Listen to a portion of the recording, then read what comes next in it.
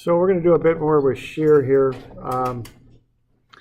So remember that the basic formula for shear is VQ over IT.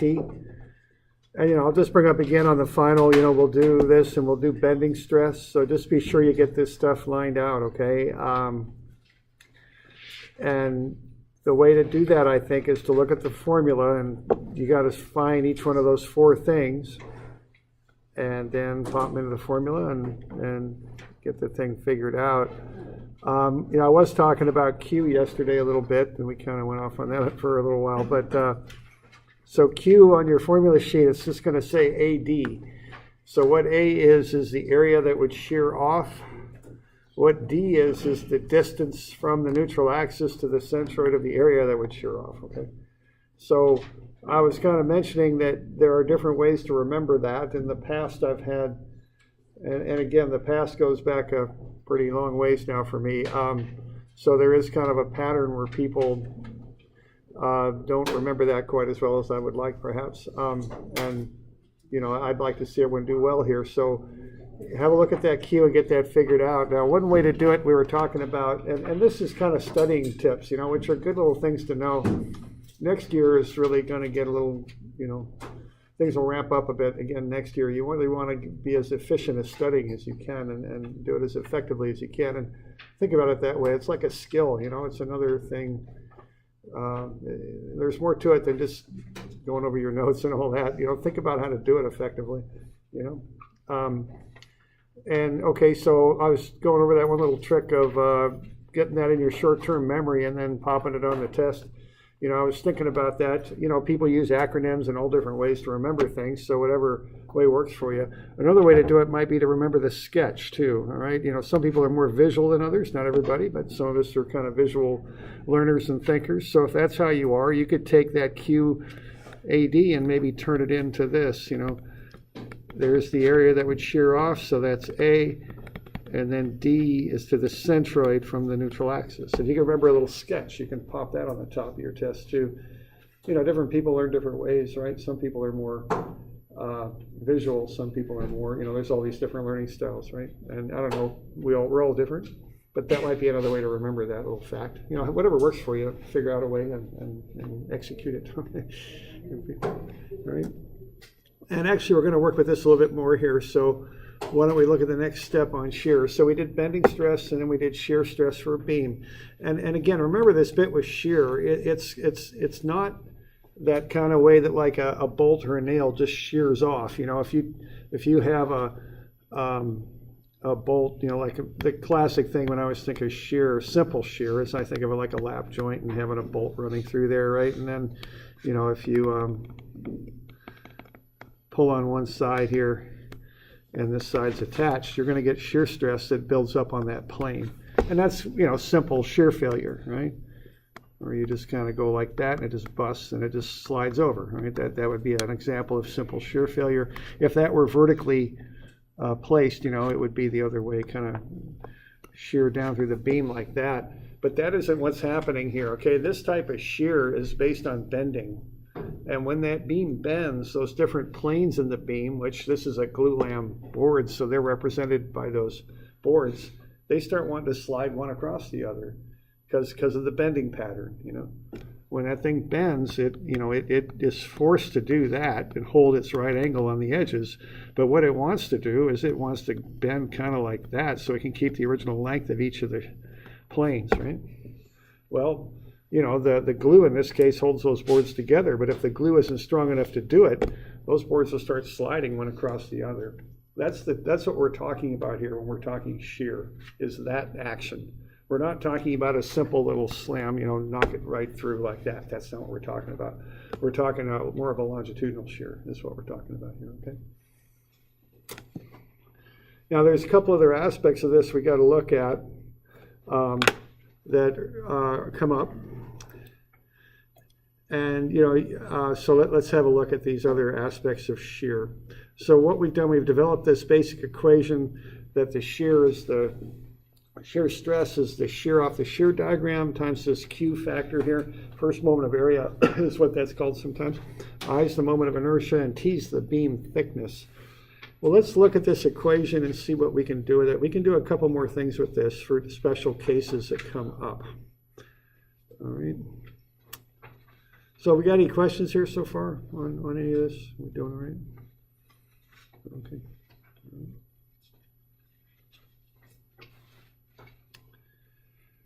All right, let's look at something called shear flow. Okay.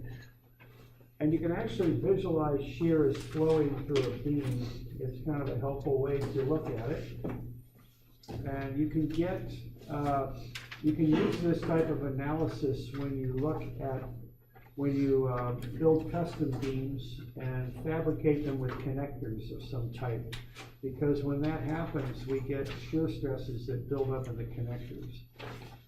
So let's have a look at this. So I'm on page 874 is where I'm at. So the standard shear formula is tau is VQ over IT. And that gets us the shear force per unit of area of beam. Now sometimes, one thing to understand about this is that the shear, you can actually think of it as something flowing through a beam cross section. And another thing we can look at here is sometimes we make custom shapes. Timber box beams you can make by nailing boards together. Okay, I've seen built-up I-beams that are made by adding plates to I-beams. I've seen that done before. I don't know if I have a nice picture of it, but I've seen it done before. That's another kind of custom beam that you can have. Okay, so there's all these different ways of custom fabricating beams. If you need some sort of extra strength in some area, or for whatever reason you might want to come back and custom fab beams, you can make custom I-beams by welding plates together into I shapes. Okay, so if you have a custom fabricated, or what we call a built-up beam, you can get stress concentrations in the connectors. Okay, and we can look at shear flow for that. All right, let's see. Why don't we go have a look and see if we can find one of these real quick. Pause. All right, there's an example of a built-up beam right there. So this is off of a play structure. I don't know, in Salem at the schools, the elementary schools, they have these. They're just kind of roofs on posts, so the kids can go out during recess in the rain and run around and play, and still be outside. And so this is originally just a column. It was just an I-beam. And now I don't really know the full deal on this, but my guess is someone took a look at earthquake on this, because this isn't much of a column, and they support a pretty heavy roof. And they might have got a little nervous about what would happen in an earthquake with these, that they might start to bow and buckle in the swaying motion of an earthquake. So what they decided to do was to come in and attach a T-beam to this existing I. So right in there, you can see how they've taken this T-beam. It might be kind of hard to see, but they've taken this T-beam right here, and they've kind of attached it into that I shape. And I think that's to give it some stiffness in the other dimensions. So if there was a swaying motion, it would stiffen up a little bit and not be quite so susceptible to that. So there's an example of what we call a built-up beam. You can see that connector down there. See those bolts? That originally I don't think was there. That would be kind of tough to get that in there with a crane and all that. I think with that existing T welded in there, and get that placed down in those bolts that were part of that concrete pad where it sits. So they might well have done this after the fact. I can't say. I mean, I don't know. Maybe they did put it in there as shown, but you can kind of see that effect there. So what they're doing, they're custom making a beam here, or actually in this case a column, by welding this T onto the I. So there's an example of a built-up beam. All right, and we can run into these when we're doing structural. So what you can have now, if you have connectors, is you can have stresses that build up in the connectors. Okay, and so what we're going to do is look at that and analyze these with what we call shear flow. All right, so let's kind of go back to this picture we have right here. And let's say instead of gluing these things together as was done. Let's say we took a big bolt and we just drove it and we just drilled it down through the center of this beam vertically. So let's say we took a bolt, and this will be hard to draw because I don't quite have the place to start it, but kind of there. Let's put it over here. And then we just drop that bolt down through before any stress was applied. So we have a bolt running through that, and that's how we're connecting that together. Well, what's going to happen here, let's look at this plane right here, is these top beams are trying to do that. And these beams are going, no, no, no, I don't want you to, or the bolt's going to say, I don't want you to do that, okay? It's going to try and hold those and keep those beams from sliding out. So right on that seam right here, what you're going to get is a stress concentration where these beams on the top are trying to slide that way, but the bolt is anchoring them down below. So you're going to get stress that builds up right on that seam. You all good with that? Kind of a phenomenon of that bending motion when those planes try and slide across each other. So if instead of gluing those things together, you used a connector like a bolt, you're going to get a simple shear that builds up in there, okay? And essentially what's happened here, when you look at if you look at the regular beam, you've got this shear stress formula that you could use to analyze that, okay? Now, if you put a connector in there, essentially what you're doing is you're taking away the T, okay? That's the thickness of the beam that goes in here, and you're removing that, and you're going to build up all that stress on the connector is what you're going to do. So what you end up with then is instead of shear stress, you get something called shear flow, and what that is VQ over I, and that can be used to calculate stress builds up in connectors. I think of bolts or nails as the most common ones. Spot welds and things can have buildups as well, okay? So this is a common phenomenon and something we want to be comfortable analyzing, all right? So we got any questions on the picture here and all that? Okay, we good? All right, so what shear flow is here, and I have that blank space there in your notes, is F for flow, VQ over I, okay? So why don't we look at an example of this and see what we can do with that, okay?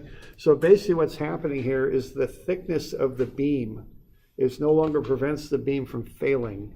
You've replaced the thickness of the beam with a connector of some type, so you get a simple stress buildup in the connector. So that's what you use this little formula to find, is how much stress builds up in these connectors. Okay. So I've got a little bit of an example there on 875. We've got a simple little I-beam there that we built, and we're going to see, we're going to come up with a recommended spacing on the nails. And we know we're going to assume each nail can hold 40 pounds. And so we're going to figure out how to space these nails, okay? So we're going to do this with shear flow. Now what we've done, I mean, shear stress would be in pounds per square inch, right? So tau, if we were doing shear stress, that would be VQ over IT, and that would be in pounds per inch squared. Well, what we've got now is shear flow. We've removed the T from the equation, so we've taken one of those inches out. So the units on that are going to be pounds per inch of length along the beam. So it's going to tell you how much stress builds up along the length of the beam. That's what it's going to tell you. Okay.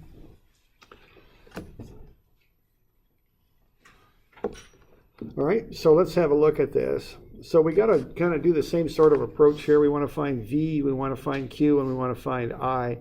So why don't you cook up a quick shear diagram there for that loading condition. So basically the beam, of course, would probably be a lot longer than what as it's drawn, but we've got two supports here. We're going to load it like that with 960 pounds. So if that's the load, what do we got there for a shear diagram? You know, shouldn't take but a minute to draw that one up, I'd hope. Okay, real simple.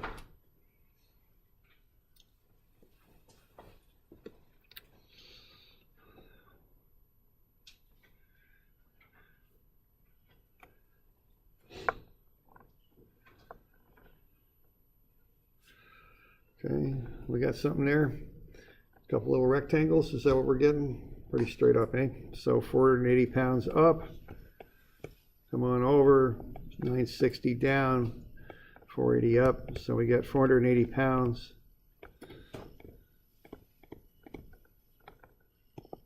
And then negative 480 pounds, right? But we don't really care too much about sine on shear quite often. You know, sometimes we do when we're in the biaxial world. But for something like this, the basic shear force we're going to design for is 480 pounds, okay? Plus or minus, you know, either one. Okay, so what that is V, okay? So we got V. All right, now we want I. Now, even though we're looking at some part of the beam shearing off, I is for the entire beam. And that's because the shear analysis we do is related to bending stress, okay, which uses the entire beam. So I is for the entire beam. Now what we got there is a nice symmetrical I shape, okay? And we're going to do a little bit of a trick here. See, I don't really like doing the transfer axis theorem and doing the tables. I mean, I do them because, you know, it works and, you know, it's a good way to work through it. But if I can avoid it, I will. So I think I can avoid it here. Now, I can avoid it for a specific reason. I can look at cutouts on this one, okay? And see the neutral axis goes through the centroid of all three shapes. So I don't have to deal with the transfer axis theorem in this case. What I can do is take bh cubed over 12, bh cubed over 12 for the whole shape. The shape has a width of 6 and a height of 8, okay? So I can start with that. So 6 times 8 cubed over 12. Then I can cut out the little rectangles on the side, okay? So, and the rectangles on the side have bases of 2, height of 6, and there's 2 of them. So 2 times 6 cubed over 12. That would be a subtraction, okay? So that gets us a quick way to get I without having to do the whole transfer axis stuff. A little quicker and easier. Now, just a warning, okay? Because in these current days, liability is everything, right? So we've got to have a warning on everything. So this is my warning on this method, okay? This approach for calculating I only works if the beam is symmetrical about the neutral axis. This will not work for T-beams. It will not work for L-beams because your centroids are all over the place. They're not on the neutral axis, okay? It'll work for, so this will work for I-beams if they're symmetrical. And it will work for channel beams if they're symmetrical. Channels are half an I, okay? So those get a green check, okay? Now, what will they not work for? They won't work for T-beams, okay? Nor will it work for L-beams. And, you know, I can't cover every possible shape of beam, but that's kind of the common ones, okay? So these are a no-go. You can't do that method with those, okay? You can do it up above.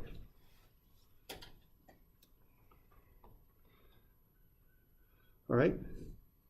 Now, just a quick little outro here, but how many of you wrote that down? Just curious. Yeah. What are your chances of remembering this if you didn't write it down? Now, I thought this was important enough to mention, didn't I? Okay. All right. That's just a little thing about learning, okay? The mistake about taking notes is just writing down what's on the board. The proper way to take notes is to listen and put stuff in the margins, okay? That's really the best form of notes. What you want are the connecting pieces of information that connect the stuff on the board. Much more useful. It's kind of that short-term memory. I'm sure you all understand what I'm saying, but I bet day after tomorrow, if you didn't write it down, it's gone, okay?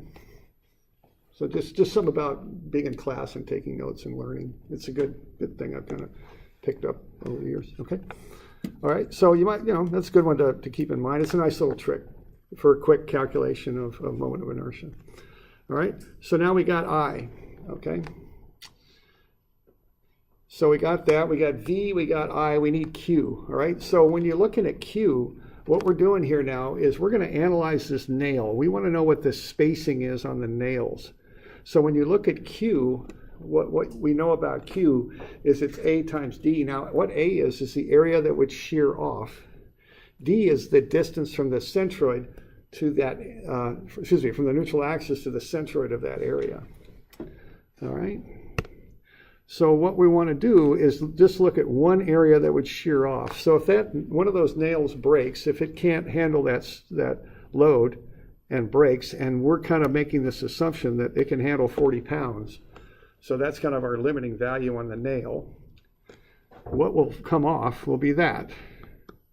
So we'll just look at one of those. So there's our area that I just hatched in. And then the distance from the neutral axis to the centroid is right there of that area that would shear off, okay?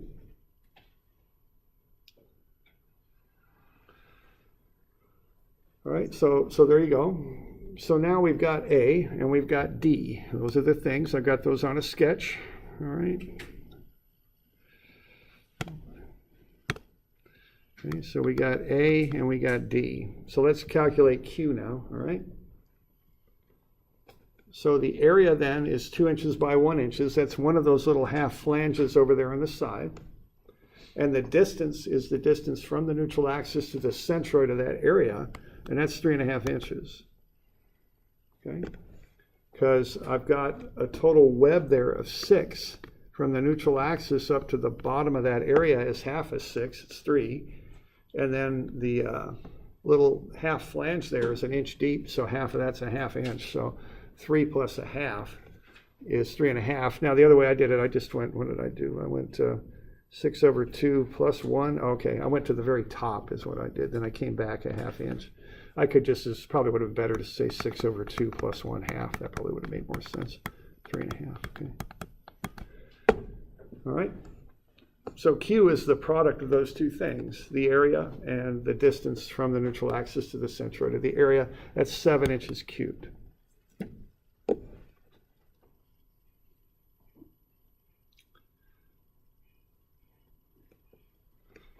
So we're good with that? So there's Q, we got V, we got Q, we got I. Now T, if we were calculating it, would be that inch of connection between the material, but it's not there anymore. We're replacing that T with a nail. So we leave T out of this, okay? We're not calculating tau anymore, we're calculating F. All right, so F is VQ over I. I got V, I got Q, and I got I. So I just run the numbers and I can come up with that. And what I come up with there is 18.26 pounds per inch. That's what I call the shear flow.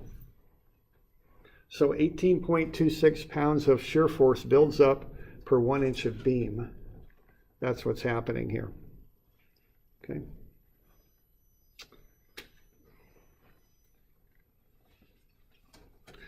Now what I know is the nails can handle 40 pounds, so now I can back into what I need for my nail spacing. Because for every inch length of beam, I'm getting 18.26 pounds that build up. And I know the nails can handle 40, so I can get the spacing. Okay. All right. Yeah. Do you not have to account for there being nails on both sides? Okay, that's a good question. The question is, do you not account for the fact that the nails are on both sides? See, the reason, what I did, I analyzed one flange. If I analyze 2 flanges, I get 2 nails, but my area doubles too. So you know what I'm saying, if I just pick what I want to analyze, I could just analyze one and it'll hold for every nail, simplest way. But you know, you could do it other ways, but that's the simplest, most direct way, okay? All right. All right. So we can take the 40 pounds, divide it by 18.26 pounds per inch, and come up with the spacing on the nails. So 2.19 inches there, okay? So 2 inches, a little bit more, just a little bit more than 2 inches. So that's one little special aspect of shear that we're going to look at.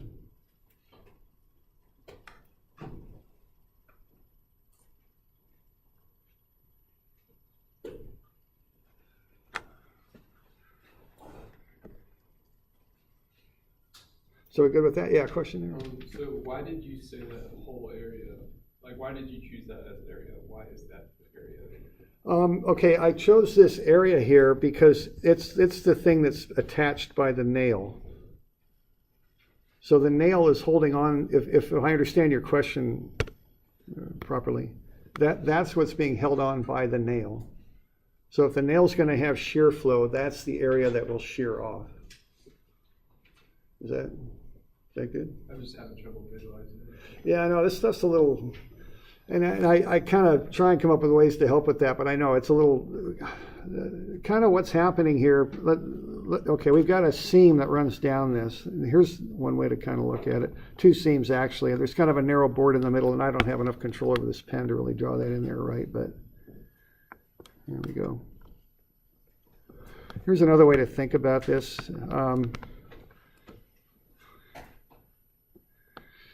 Let's load this thing up, and let's load it on this big central board. What that big central board's going to do is bow down a little bit, okay? Like that, when I load that up. Now, it's got to pull those two flanges along for the ride, doesn't it? It's got to pull them down. If you don't put the load on the flanges, the board's going to have to pull the flanges down. And that's going to put shear on the nail. You with me there? Okay. Yeah. And so that's another way to think about this. There's different ways to think about it. That's kind of helpful that's kind of what this shear flow stuff's about. The whole beam has to move together as a unit. And when that happens, if you've got connectors in there, those connectors get stresses on them because they're pulling something along with the other piece. All right. Good. All right with that? Yeah. And the spacing is from the surface of the... Spacing it just be right here. It's just, you know, you're going to tell whoever's building this, space those that, you know, you're probably going to tell them 2 inches, you know, just coming along the side. So that'll be 2 inches right there. It's along the length because this is building up. We pulled the thickness out of the beam, so we're left with that other dimension, which is that delta length. And when we did our original derivation, I think we called it dx or delta x or something like that. Okay. Mm-hmm.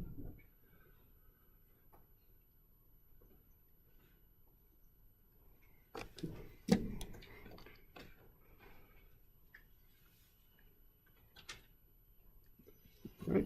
Now, shear flow actually kind of flows through a beam.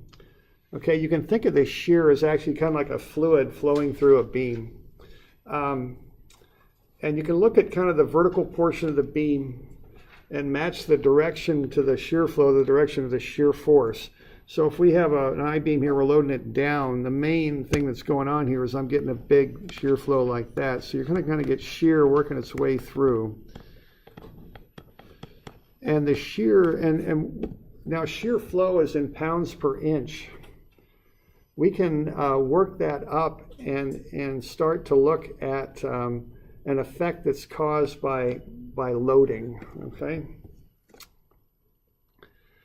So let's have a look here. There's different kinds of frames that are made. There's C-channel frames like you're seeing here. That's kind of the old school frame. One of the brands of trucks used to build their frames out of C-channel, and I don't know if into that bit where I know which brand it was. It was either, you know, GM or Ford or Dodge. I think I'm not quite sure, but they built their frames like that. And here you're seeing a C-channel frame, kind of hard to see with the, you know, with the sun on there and the shadows, but that's a C-channel in there.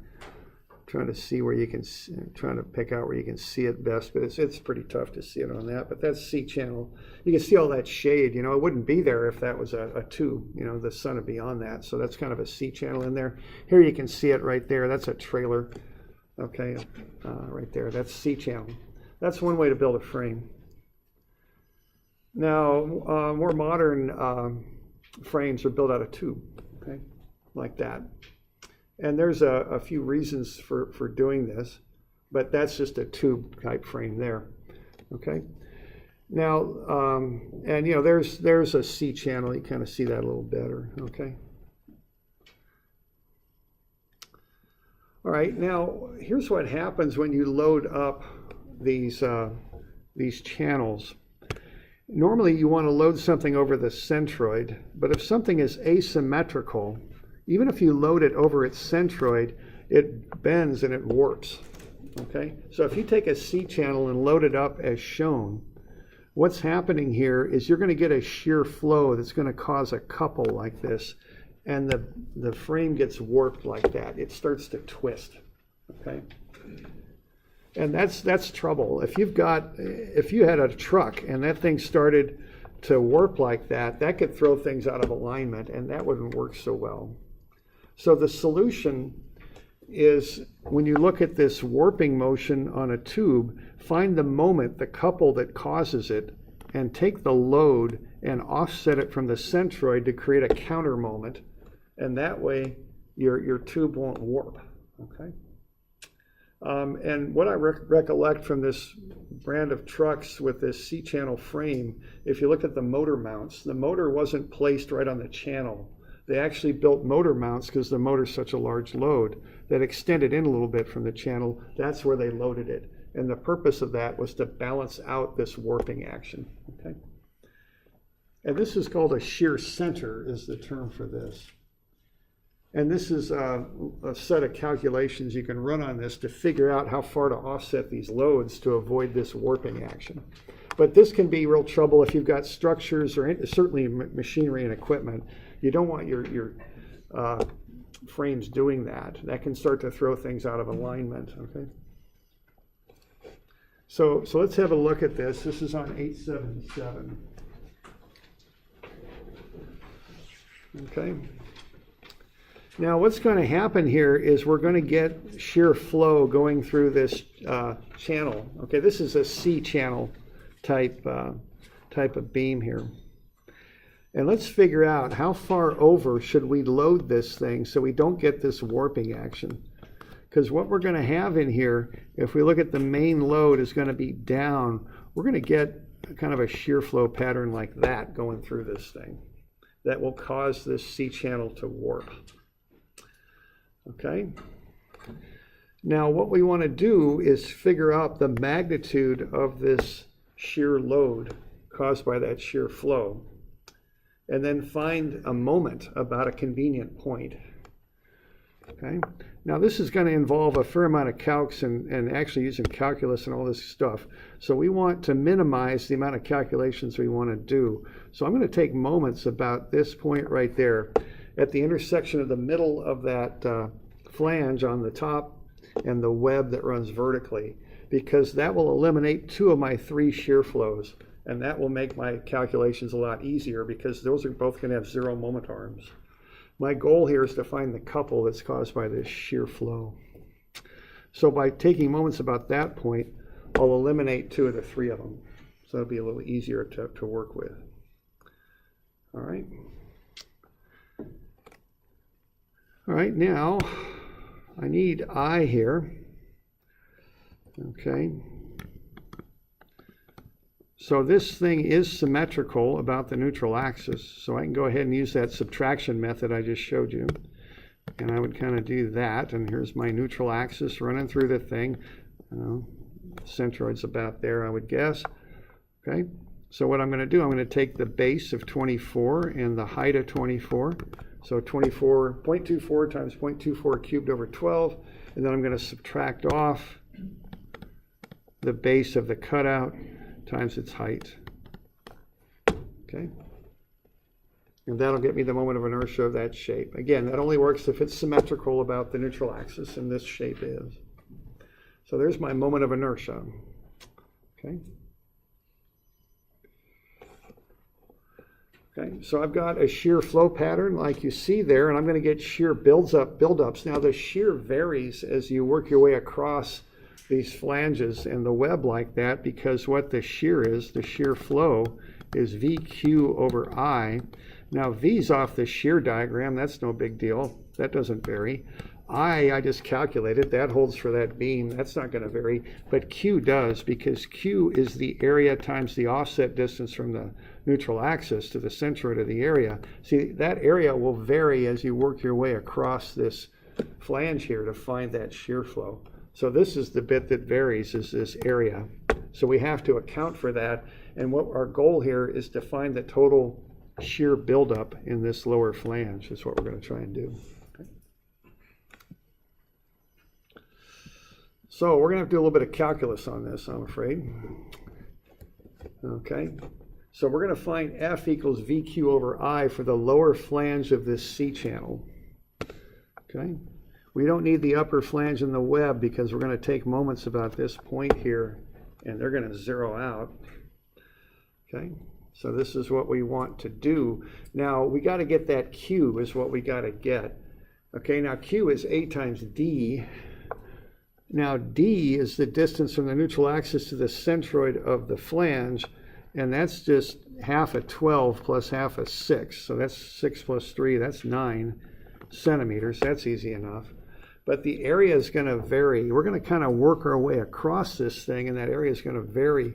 We're going to call X 0 on the right-hand side and work our way to the left. So we're going to call that X.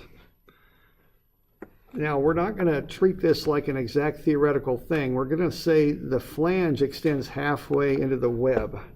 So that'll be 18 plus half of 3 makes 0.21, okay? And that's kind of a empirical kind of thing. It's not an exact thing, I don't think. We're just kind of making our best assumption here.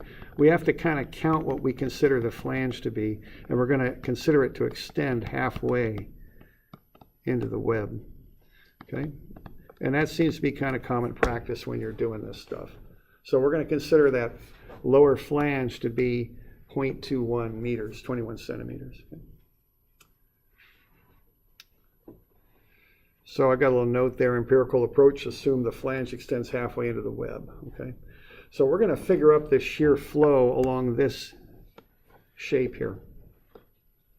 And what we have here for Q as it builds up is it's this thickness here, the thing, 0.06, times however far over we've come for X, and then we'll multiply that by the distance from the neutral axis to the centroid, which is 9 centimeters, 0.09. So when we multiply that all together, it's 0.0054.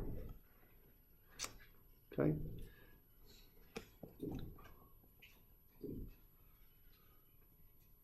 Doing all right with that? Okay.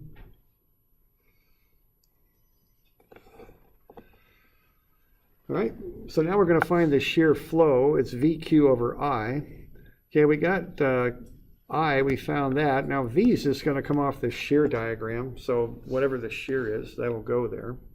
And then we're going to have 0.0054x. That's our Q value. All right.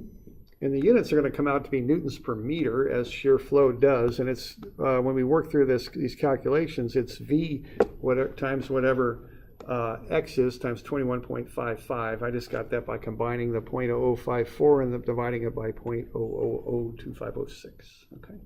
So there's the shear flow at any point working our way in from the right into the left there.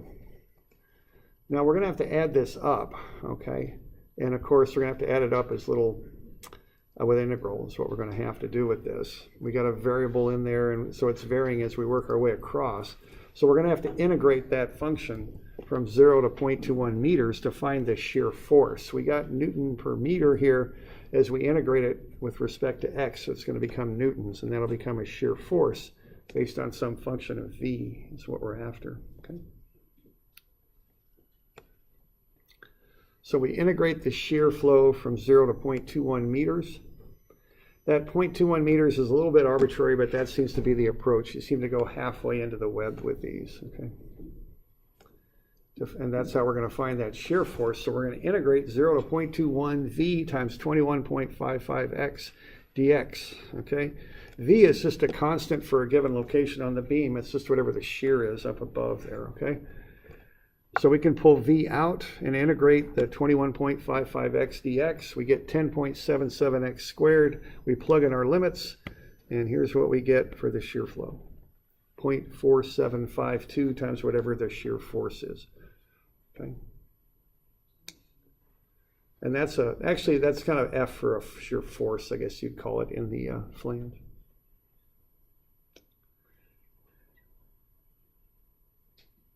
So that's the shear buildup down there in the flange of that C channel. And what that's going to try and do is warp the beam. It's going to cause a couple about this point right here, and the effects of that are going to be to try and twist that beam up, which is what we're trying to avoid. Okay.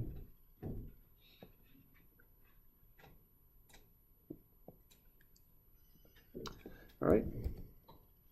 So we did the integral, we get to that. Now we're going to find the couple caused by that force next. Now keep in mind this V looks like a variable, but it's just whatever the shear is off the shear diagram, wherever it is you're analyzing. So it's not not a real problem there. Okay. All right, so there's our shear force buildup. So we're going to find the couple there. We've got a horizontal shear building up in that flange. We're 1/2 a 6 and 1/2 a 6 on either side, plus the web thickness of 0.12, or excuse me, web depth of 0.12. So that's 0.18 meters. We're going to multiply that by that shear force,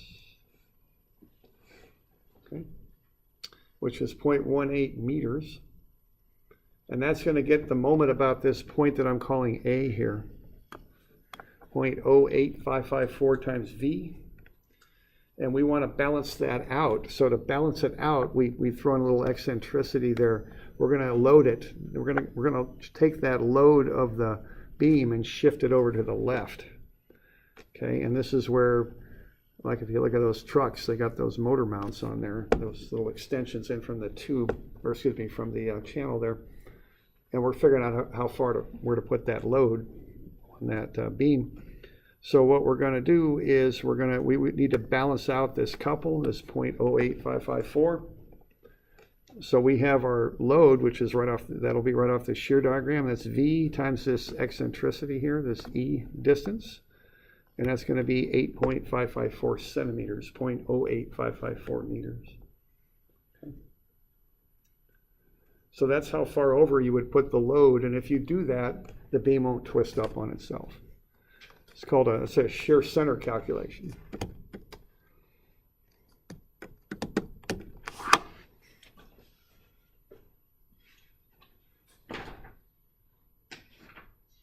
Right, so I'll get you a couple of these to work through.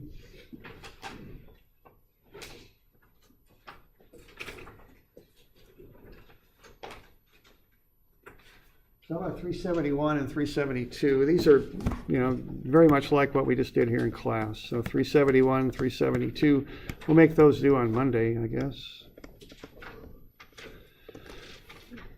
Monday is, I don't know, let's see, 27, 34, 2, 3, 4. I think it's the 3rd, is that right? I think, I don't know, but that's probably about when that is. Right, so call it good.